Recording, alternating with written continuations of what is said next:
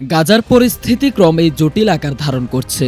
ফিলিস্তিনি প্রতিরোধ সংগঠন হামাসের সামরিক শাখা আল কাসাম ব্রিগেড নতুন করে ইসরায়েলি বন্দীর একটি ভিডিও প্রকাশ করেছে।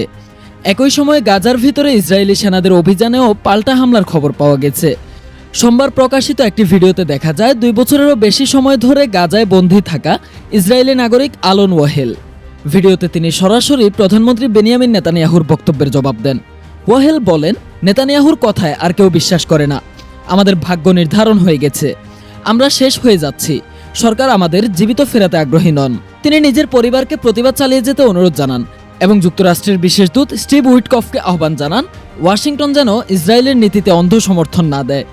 অন্যদিকে আল কাসাম ব্রিগেড জানিয়েছে 19 সেপ্টেম্বর গাজার সাবরা এলাকায় আল বারা মসজিদের কাছে তারা একটি ভারী বিস্ফোরক মাইন ব্যবহার করে ইসরায়েলি মার্কাভা ট্যাঙ্কে আঘাত হানে। এতে ট্যাঙ্কটি গুরুতর ক্ষতিগ্রস্ত হয় এবং সেনারা হতাহত হয়।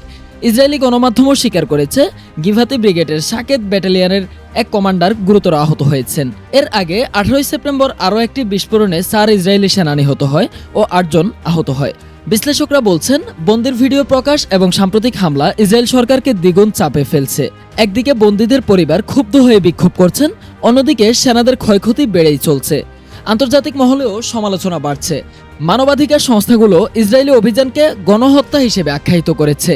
এছাড়া সিঙ্গাপুর ঘোষণা দিয়েছে তারা দখলদার ইসরায়েলি শক্তির উপর নিষেধাজ্ঞা আরোপ করবে এবং ফিলিস্তিন রাষ্ট্রকে সমর্থন জানাবে। গাজা পরিস্থিতি আরও জটিল হয়ে পড়েছে।